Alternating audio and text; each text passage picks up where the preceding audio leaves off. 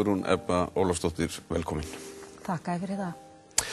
Þú segir frá því í bókinni að þú hefði þurft að þola kynferðislegt ofbeldi af hálfu föður þíns, Ólafs Skúlasonar biskups, þegar þú varst barn og unglingur. Og það samt ekki fyrir þú komin á 50 aldur þegar þú gerir þig grein fyrir þessu ofbeldi og hvað gerist þá? Það hljómar þetta undarlega að hafa lifað tæp 50 ár og eiga ekki minningu af því sem svona stór hluti af minni æsku og unglingsárum. En það var ekki fyrir einmitt fyrir nákvæmlega 8 árum sem að fór svona virkilega molna undan mér. Og ég vissi ekkert hvað var að mér. Ég gat hvorki verið né ekki verið. Ég var að reyna að hætta að drekka sjálf daglega og ég hafði misnotað verkjalyf líka í mörg ár og var að hætta því á sama tíma og ég gat ekki verið og ég skildi ekki hvað var að mér. Og á þessum tíma ég borgarfulltrúi í velferðarráði og menntaráði og búin að vinna lengi fyrir stéttarfélag kennara og svona vel inn í kerfinu og öllu þessu en ég vissi ekkert, að því ég vissi ekki hvað var að mér, þá vissi ég ekki eins og hvert ég ætti að leita. En þannig fara að koma minningar þarna sem hefðu aldrei komið upp áður. Þarna fara að koma upp einhver brot sem ég skildi ekki og á þessu sama tíma þá gat ég ekki umgengist föður minn og móður og ég fyrst og fremst þau og ég skildi það ekki. Ég gat ekki farið til þeirra, ég gat ekki hugsað mér að hitta þau og svo fór ég í áfengismeðferð miðjan október 2003. Og þá fara að koma þegar að áfengi ekki einhvern veginn lengur til staðar og ég sit svona ein uppi með sjálfa mig, ekki með vinnuna heldur því þetta vinnu alki líka ef það orðir til og þá fara að koma upp minningabrot sem ég skildi ekkert í fyrstu. Sko, við myndum koma að þessum tíma á eftir en þessi minningabrot, ef við förum aðeins í gegnum bara benskuðina svona í einhvers konar tímaröð og sérstaklega út frá þessum minningum sem að fara að koma fram. Hvað manstu raunverulega? Hvað gerðist? Hvernig braut Ólafur á þess? Núna man ég alveg nóg, skulum við segja. Og í hvert skipti sem hafa komið nýja minningar hef ég hugsað með mér, nei, ekki meira, þetta nóg. En einhvern veginn hefur mér lært að besta leiðin að fara í gegnum minningarnar, eins sárar og vondar þar eru og þetta við kallum endurlit eða flashback líka. Fyrstu minningarnar ná mjög langt vegna þess að ég á ekki minningu annað. Ég á ekki minningu fyrsta skiptið sem þetta gerðist og varla síðasta skiptið heldur. Þannig að þetta var hluti af mínu uppeldis árum, bara hluti af því. Ég veit að ég var mjög ung og skýrustu minningabrotin frá því að ég kannski 5-6 ára og svo kemur aftur tímabil þar 9, 10, 11, 12 ára. En það hefur hjálpað mér að átta mig á því að það ekkert óeðlilegt að muna þetta svona í brotum og það ekki óeðlilegt að muna til dæmis 1 atvik af 100. En það nokkuð sérstakt vegna þess að þú kemur öðrum fyrir sjónir sem barn, sem mjög sjálfsögð, glaðvær og þetta svona í mótsögn við það sem þú þurftir að þola.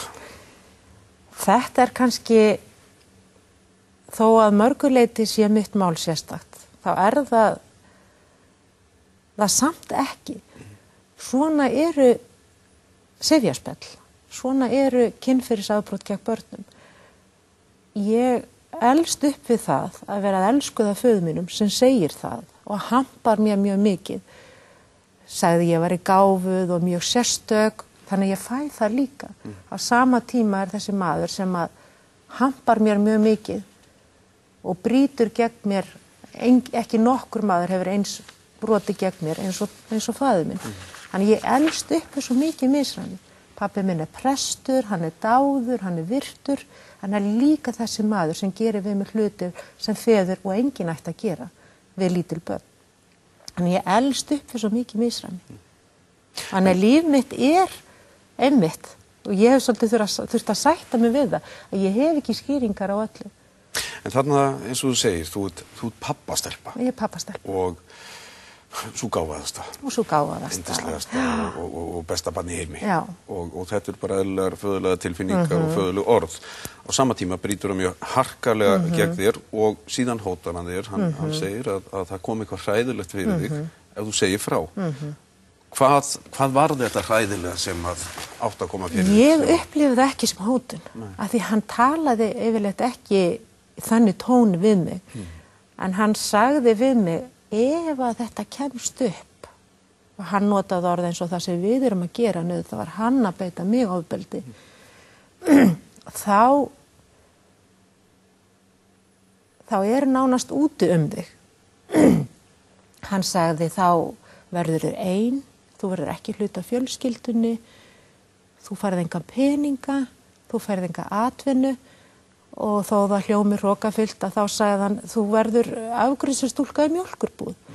Og ég upplifði það að ef þetta kæmist upp, þá væri úti mig.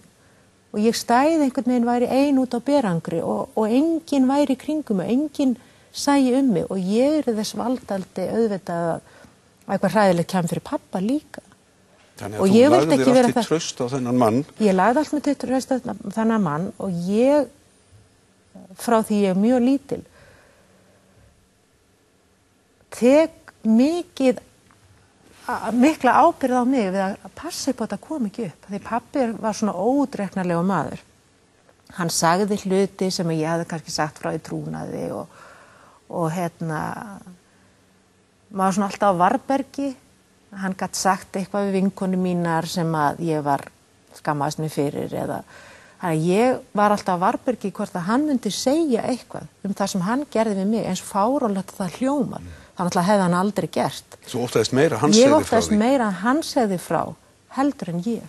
Að ég hefði aldrei sagt frá.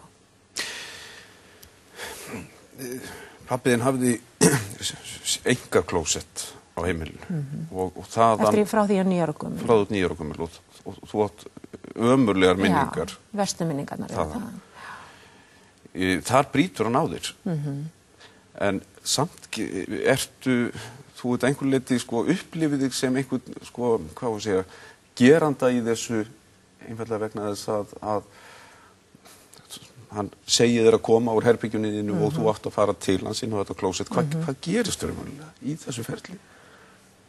Þegar ég var að byrja að vinna úr þessu, þá var þetta eitt af því sem ég ætlaði ekki að þora að segja. Að því ég fór sjálf niður. Ég gekk niður stigann og ég opnaði klósettirnar til hans.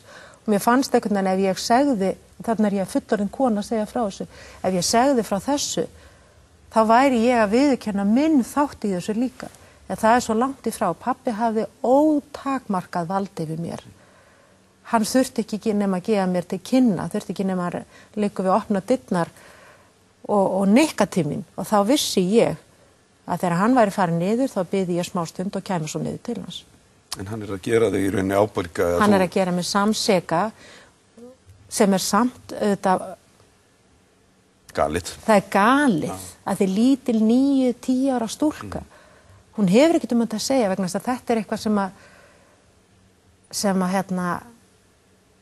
hefur verið frá því ég man eftir mér. Þú átti einmitt minningar bragð, lykt og þetta sækir á þig ekki síður. Þú getur gert það ennþann daginn í dag. Segðu mér bara hvernig sækir það á þig? Appelsín. Já. Þú getur ekki hugsaðir appelsín og það tengist þetta jólónu sem við komum aðeins inn á en þegar ég lítil stúlka þarna og á mér engar undankomu leið, hvort að það inn í mínu herbergi, inn á klósettinu eða annar stað þar sem hann í rauninni króar mig af. Í mínu herbergi fannst mér ég eiga undankomu leið. Ég var í stórt herbergi og það reyndi að hlakka mikið til að eignast mitt sérherbergi og einkaherbergi. Þangað kom hann inn og ég gat eins og ég veit að börn geta farið út úr huganum og ég gat ímyndað mér ég færi út gluggann sem að snýr í norður og ég gat fundið fyrir kuldanum og samt vissi ég kæmist aldrei þetta upp á annarri hæð að ég gat í huganum farið út gluggann og ég gat meira að segja ímyndaði mér ég færi inn í skáp og lokaði mig þar og það var mín leið til að vera ekki viðstödd. Ég gat líka gert mig lamaða og ég hugsaði með mér ef hann hérna með við mig þá ég tilfinningarlaus hægra megin í líkamannum en á þessu litla klósetti átti ég mér ekki undankomu leið. Ég gat ekki farið út úr huganum þaðan, einhver hluta vegna. Þú varst miklu meiri fangi þegar þú miklu meira fangi, ég algjörlega króið af. Og mín leið þar var að finna hvorki bragð né lykt. Hann prestur og maður skildur halda að jólin væri til dæmis heilagur tími hjá slíkum manni og prestfjölskyldu. Hvernig voru jólin hjá ykkur? Jólin voru bara skemmtilegu tími. Voru tími sem ég hlakkaði til og beið eftir og eins og öll börn. Og ég er stjórnsöm og vildi hafa þetta mikið að segja og jólin bara spíð eftir jólagjöfum og allt þetta og ég fann það einmitt, þetta allt eitthvað sem ég hef verið að upplifa núna en svo sterkt og það einhvern veginn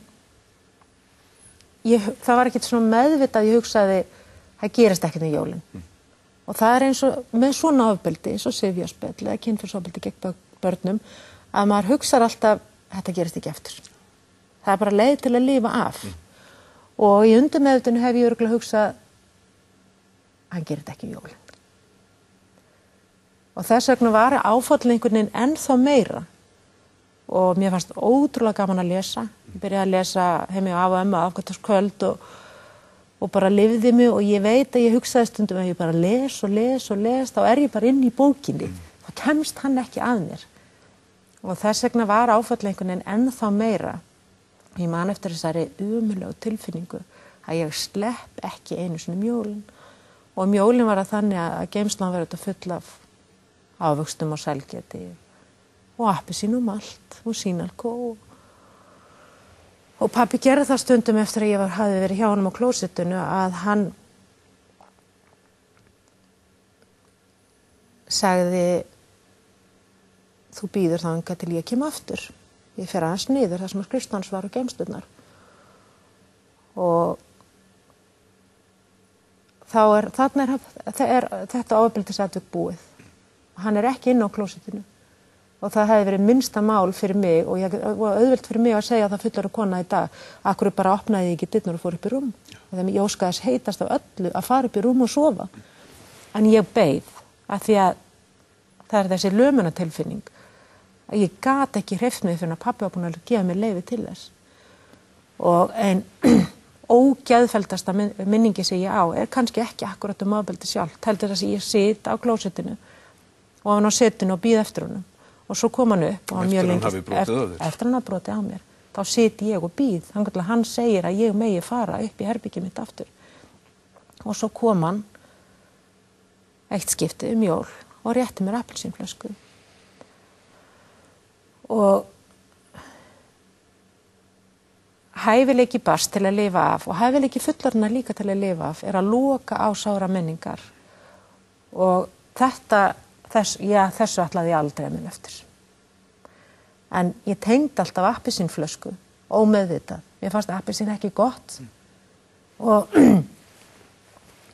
það finnst ekki öllum allt gott, skilurðu, þannig að ég var ekkert að hugsa það og ég náttúrulega með alla mína matarreglur sem eru ótrúlega margar að ég drekk helst ekki appelsín, en ég gerði það náttúrulega á jólum með appelsín og malta því maður átti að gera það.